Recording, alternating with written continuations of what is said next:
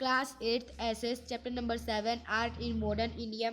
Since ancient times, Indian art and culture have prominent position all over the world. Art is the medium of human expression. Art reflects human mind and society. Artists divide art into two parts: visual art and performing art. The visual art include painting, sculptures, and handicraft. The performing art includes music, dance, musical instrument, and drama. Art is a medium that evokes culture. Indian art has element of globalism, unity in diversity, and secularism in. We will discuss in detail about one of the form of fine art in the modern times in example painting. Ancient India में Indian art और culture एक prominent position पे है all over the world. Art एक medium, human expression का एक medium है। Art human के माइंड और सोसाइटी को रिफ्लेक्ट करता है। आर्टिस्ट ने आर्ट को टू पार्ट्स में डिवाइड किया गया है। फर्स्ट पार्ट है विजुअल आर्ट और सेकेंड पार्ट है परफॉर्मिंग आर्ट। विजुअल आर्ट में हम पेंटिंग, स्कल्पचर और हैंडीक्राफ्ट को इंक्लूड करते हैं और परफॉर्मिंग आर्ट में हम म्यूजिक, डांस, म्यूजिकल इंस्ट्रूमेंट और ड्रामा को इंक्लूड करते हैं। Art is a medium that evokes culture. Indian art has element of globalism, unity in diversity and secularism in it. अब हम इसमें बात करने वाले इसको डिटेल में पेंटिंग। सबसे पहले हम पेंटिंग के बारे में डिस्कस करेंगे। तो व्हाट इज पेंटिंग? पेंटिंग क्या होता है? From the beginning nature and religion have been the centre of painting. शुरुआत से ही नेचर और रिलीजियन जो है वो एक पेंटिंग के सेंटर है।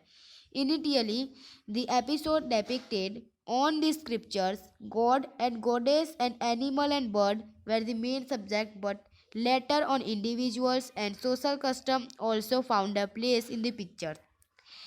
पिक्चर्स में कोई गॉड या गॉडेस, एनिमल्स और बर्ड्स ऐसे मेन सब्जेक्ट के पिक्चर्स बनाते थे। बाद में सोशल कस्टम्स यानी सामाजिक जो भी व्यवस्था थी उसके बारे में भी उन्होंने पिक्चर्स बनाते थे। Art education was imparted in universities. University मतलब एजुकेशन इंस्टीट्यूशन, जहाँ पे एजुकेशन कराई जाती है। तो art education was imparted in universities like Takshashila और नालंदा। तक्षशिला और नालंदा यूनिवर्सिटीज़ में आर्ट एजुकेशन दी जाती थी। Indian art and culture were almost forgotten during the British rule. लेकिन जब ब्रिटिश रूल आया तो इंडियन आर्ट और कल्चर फॉरगॉटन, सब भूल गए।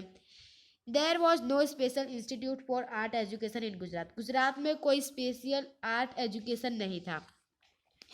वैन प्रागमाल जी ऑफ कच्छ, जब महाराज प्रागमाल जी आए, उन्होंने स्टार्ट किया आर्ट स्कूल भुज में। और कब? 1877 एडी से 1878 एडी तक। काला भवन जो महाराज सैयद जी राव ने फाइंड किया था, और कब? वडोदरा में उन्होंने फाउंड किया था, जहाँ पे आर्ट एजुकेशन दी जाती थी। But its approach was more toward encouraging the art industry.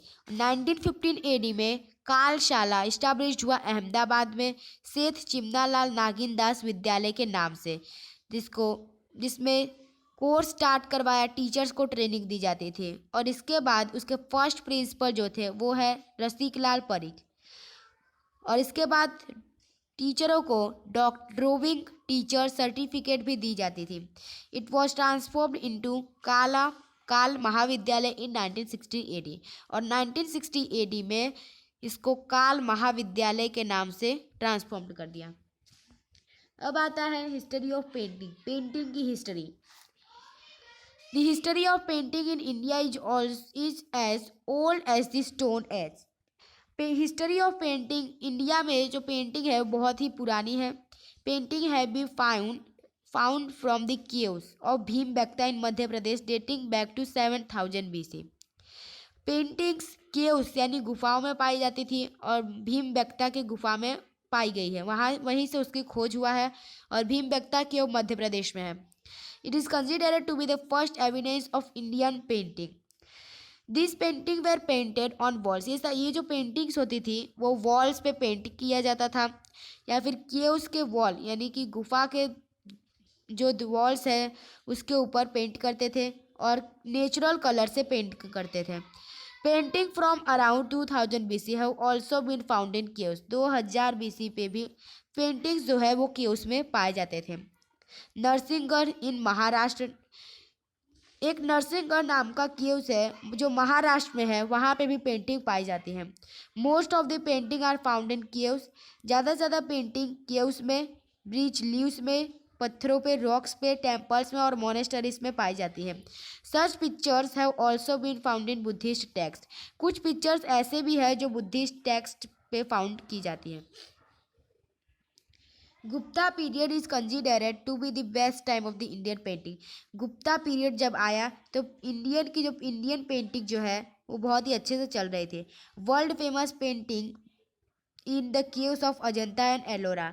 World famous painting Ajanta और एलोरा के केव्स में है और जो गुप्ता पीरियड के टाइम पे था। Description of Jataka stories are woven in them. Among all the pictures of Ajanta cave, सारे पिक्चरों में से अजंता केव नंबर 1, 9 और 10 बिकम वेरी फेमस। अजंता केव नंबर 1, 9 और 10, ये तीन जो केव नंबर 1, 9 और 10, इन तीनों जो केव्स हैं वहाँ पे बहुत ही फेमस पेंटिंग्स बनाई गई है।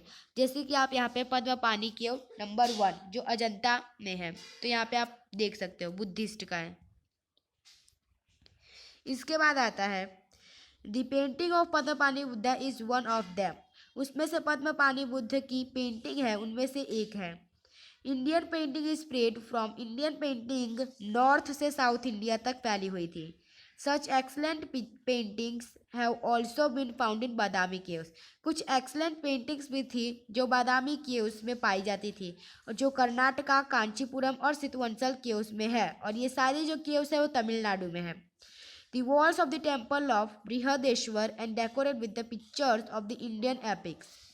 It developed during the pre-medieval Rajput period and the Mughal period.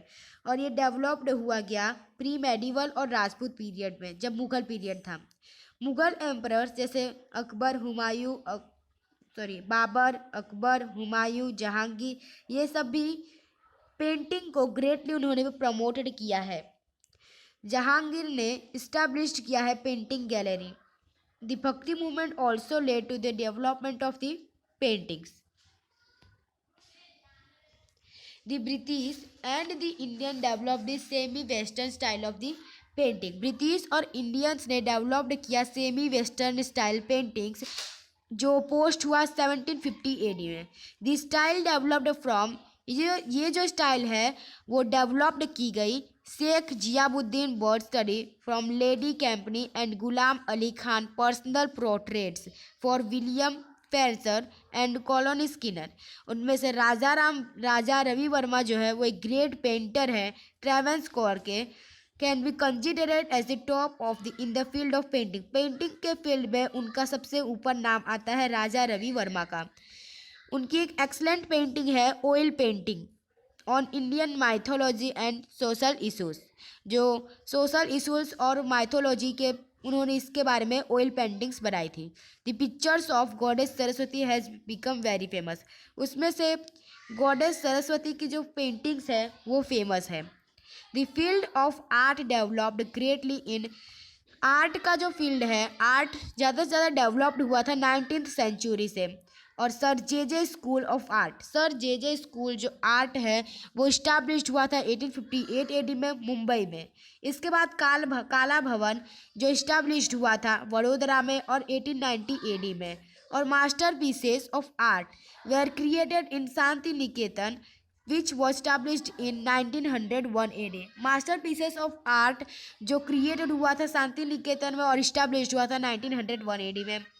1948 AD में under the leadership of Francis Newton सौजा, SH राजा और SK बेकरे, इन्होंने भी प्रोग्रेसिव आर्टिस्ट नाम का ग्रुप बनाया था।